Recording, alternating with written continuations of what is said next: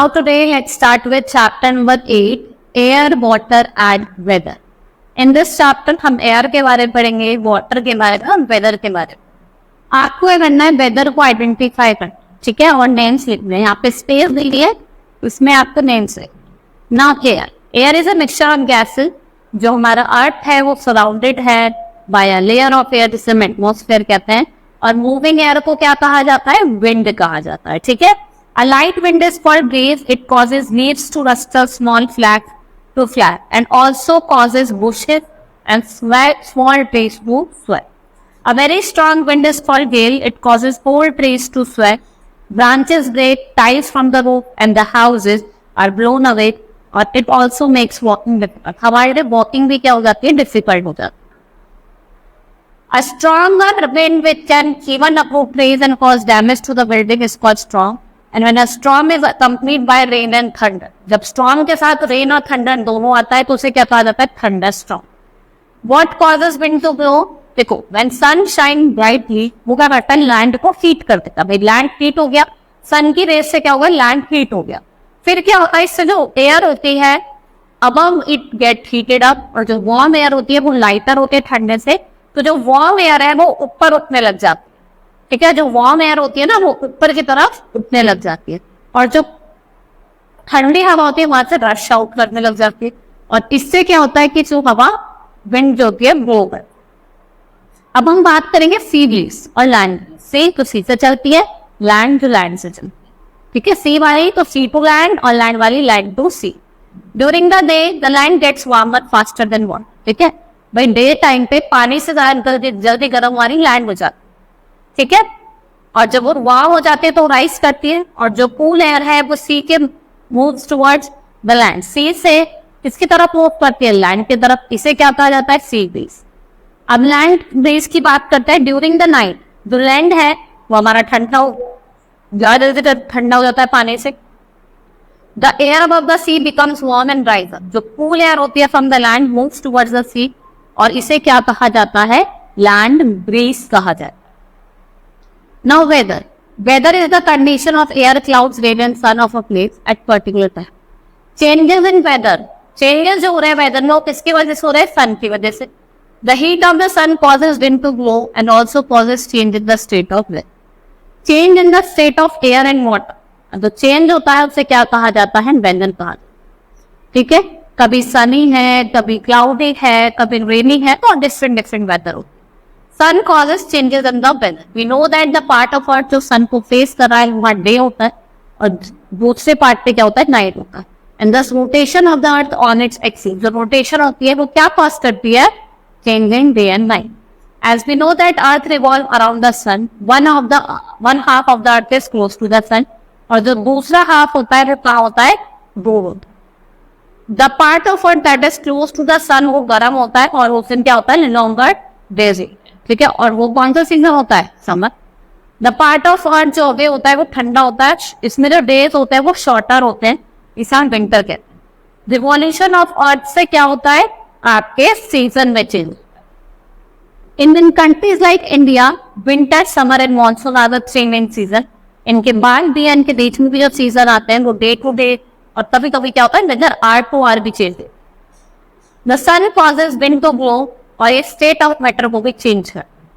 We already know that the heat of sun causes wind to blow. The heat of a sun also causes water to change state. Water क्या होता है? Evaporate हो जाता है. The water in the earth evaporates और वो forms करता है cloud, जिससे rain, snow, hail ये सब आता है. So all the changes in the weather take place because of the sun. जितने भी changes हो रहे हैं वो किसकी वजह से हो रहे हैं? sun की. Water. About 70% of that surface is covered with water. Water is not found only in rivers, seas and oceans, but it also found underground, ठीक है.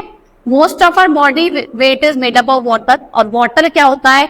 वो अपनी फॉर्म को चेंज कर लेता है. आप उसको हीट करोगे और क्या उसको कूल करोगे. Evaporation. The process in which water changes its physical form, liquid to gas, इसे evaporation कहा जाता है.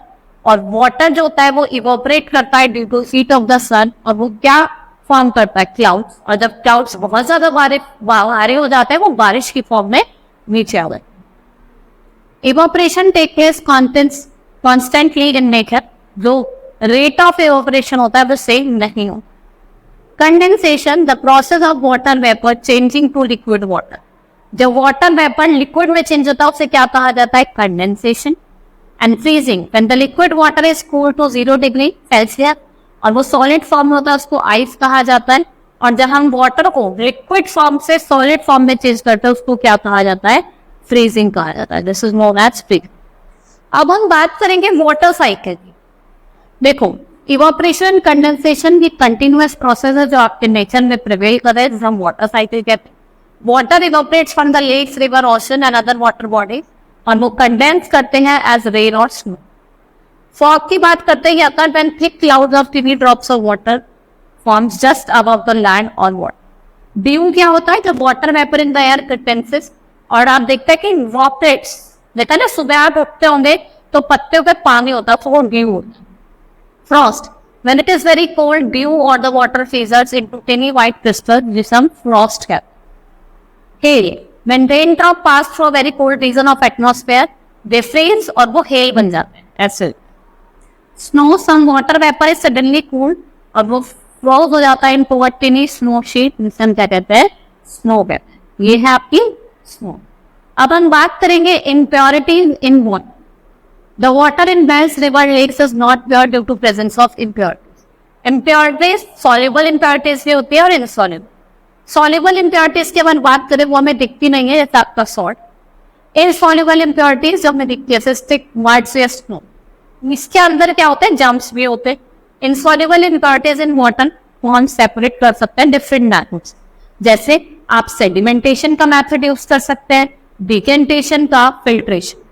अगर हम सेडिमेंटेशन की बात करें, ये प्रोसेस होता है of setting down of heavy soluble impurities. इस मेथड को हम यूज करते हैं क्या? रिमूव करने के लिए sand from water. Decantation, this follow sedimentation. जो क्लीन वाटर है अबव द सैंड उसे पोर करा जाता है इनटू अनदर कंटेनर, जिससे जो सैंड है वो क्या हो जाती है? नीचे की तरफ सेटल डाउन हो जाती है। Filtration, at home while pouring T into a cup, हम फिल्टर करते हैं स्टीमर के थ्रू, जिससे जो इनसॉल्युबल सॉलिड पार्ट इम्प्योरिटीज हैं उनको हम निकाल सकते हैं फिल्टर पेपर का use. The clean water obtained in a beaker is called filtrate.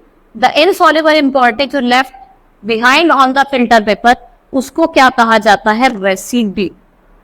Soluble impurities in water को हम बॉइल करके भी क्या कर सकते हैं? रिमूव कर सकते हैं। उससे क्या होता है? जम्स मर जाते हैं। केमिकल जैसे chlorine, bleaching powder, potassium permanganate, इसको हम ऐड करते हैं वाटर में। क्लोरीन को भी हम तो ऐड करते हैं, जो जर्म्स होते हैं वो वाइट। ठीक है, hope you understood the chapter. That's all for today. Thank you.